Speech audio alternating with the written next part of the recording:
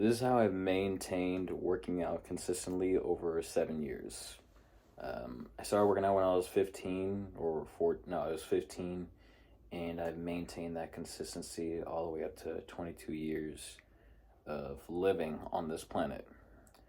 And I want to make this video just because there's a lot of great information there, and I believe diligence or working really hard is important to any recipe to success, or if you want to achieve anything, along with some mental belief that you can do it, as well as, there's also important steps to follow it. But, it's eventually everyone hits this wall where, passion doesn't really last long, or your love to do it isn't there. It's not always going to be there. And this is something I kind of want to make the video about, to help people who, because I've done it. I've faced the wall. I've had plenty of workouts that were dog shit. I've had plenty of times where I got up from my bed and I was just like, I literally would rather do anything except working out right now. I've had those days, and I'm human just like the rest of y'all. I got a 9 to 5 job. We all work hard. Some people working 60 to freaking 100 hours a week. Some people don't have a job. There's stresses all around. But how I've been able to maintain consistency, if you see the light, it's because there's a game loading screen. So there you go, more professional. Stays consistent. But okay, so here's the thing that I believe that kind of helped me maintain consistency over 7 years of calisthenic training. And let me get it out the way first, that there have been plenty of times mentally where I've assumed that, maybe calisthenics isn't for me. Yeah, maybe I should quit calisthenics, or maybe I should just not do calisthenics as much as I did before and just stick to weight training, or just do something else other than calisthenics, just because I wasn't getting the results I wanted. It was very hard to maintain consistency, and it was, really hard to find that motivation, that drive, that love for the game, basically. And I've tried to implement that into calisthenics consistently. Well, I think it's kind of like a relationship. You're not really going to be in that honeymoon phase for so long. Some people, it's different. Some people last. For me, my honeymoon phase with calisthenics, that lasted about 5 years, 4 or 5 years. Afterwards, it went slowly down, but that's just because of life happened. I got a job where I became a welder, and then I was working 80 hours a week, and then I had to go to school full time, and that was also 60 hours a week. Not at the same time, but you don't care. But I had shit going on. So when I was, there were times when I wanted to get the workout in, but I physically couldn't. I had no sleep. The pre-workouts weren't even helping. And just after working 12 hours or 14 hours straight, the last thing you want to do is to keep on putting your body through any physical labor. But majority, 99% of the time, I maintain consistency within working out. Now, how exactly does one do that? The way I did it was kind of what people say. It's kind of like the opposite of what people say. That's in like calisthenics, or I guess motivation, or like life coaches in general. They say you have to find your why. You have to put your passion into it. You have to, or like David Goggins, you got to carry the boats. And it's kind of like that. But let me tell you how I've been able to maintain consistency. There's two very important things. Mentally, I've pictured myself on the days, like I pictured myself before. This is crazy. Now I think about it on why I did this. But when I started calisthenics, I thought there are going to be days where I don't want to do this. And I picture myself thinking, or I picture myself waking up when the alarm hits when I'm supposed to work out. I wake up, okay. I literally picture myself saying I don't want to work out and I don't feel like working out. And then I said to myself, when that day comes, not if, because it's going to happen. When that day comes, if I can go over that hill, I will be the master of calisthenics. And I said that when I was 15. No bullshit. I said that when I was 15. I was like, if I can go through this hill, I can get over anything, and I can get over calisthenics, and I'll be a master at it.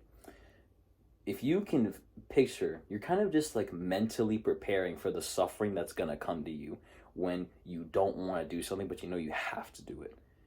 it just comes to you. I pictured it just like, okay, this is gonna come. A day's gonna come where I don't want to do this, and right now I'm mentally getting ready for it. And so when it actually does happen, the burden of when it lays on me, it won't be as heavy. So mentally, I kind of picture myself. There's gonna be hard days, and I'm gonna picture myself going through those hard days, and it's gonna be rough, but I'm gonna get through it.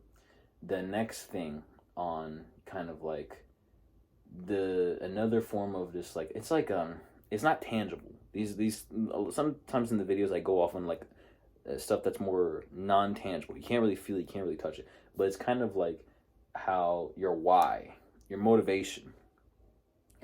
My motivation for calisthenics, and this is kind of like a thing that everyone lies to. They say, oh, I had this one why. Sometimes that's good enough for everybody. Sometimes they go through one traumatic experience and they're just like, I never miss a day at the gym no matter what.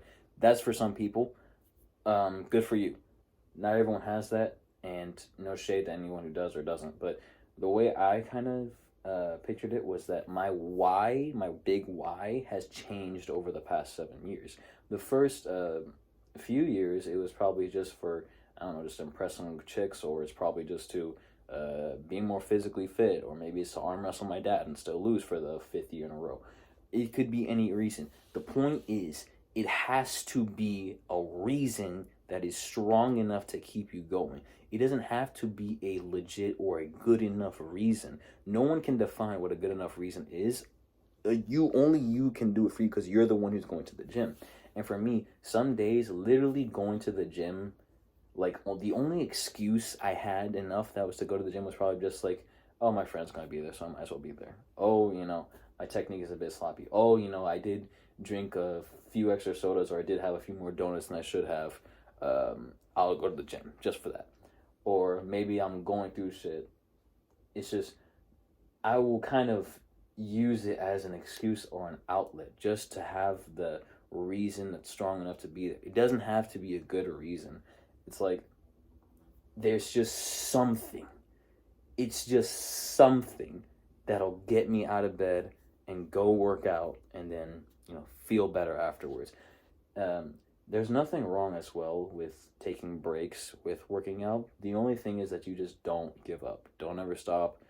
Is just nothing amazing happened.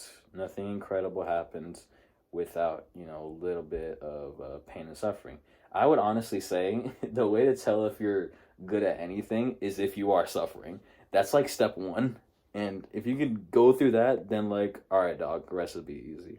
So that's kind of like how I've been able to maintain consistency over 7 years of calisthenics, was just that I've been able to maintain a decent enough, like, why, even small or big, just a reason just to keep going, as well as I've kind of already pictured, those days are going to come, but, there's plenty of good enough reasons that'll help me keep going, such as, what if you just want to be able to stand your ground when a YN pulls up on you, and then you beat him up, and then he pulls up with his switches. I'm getting ahead of myself.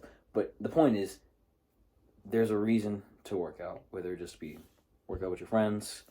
Maybe I just want to have more fun, working, and maybe now I don't want to be so tired while I'm working laborious jobs. Maybe I just want to be able to be physically fit just to keep up with my kids. Maybe I just want to be strong enough to face my dad in an arm wrestling match again. There's plenty of reasons to keep on going. And that's the most important thing. You just keep on going no matter what. Even if it's a small inkling of a reason to keep going. Oh, this is getting kind of deep. Pause. But I guess that applies to mental health as well. Just keep going no matter what. Even if it's a reason that people wouldn't deem as just like, oh, really? You're staying up for that? It's like, yes, because that's all I got. Sometimes that's all we got. But I hope that video is helpful. Just be patient with yourself. You got this.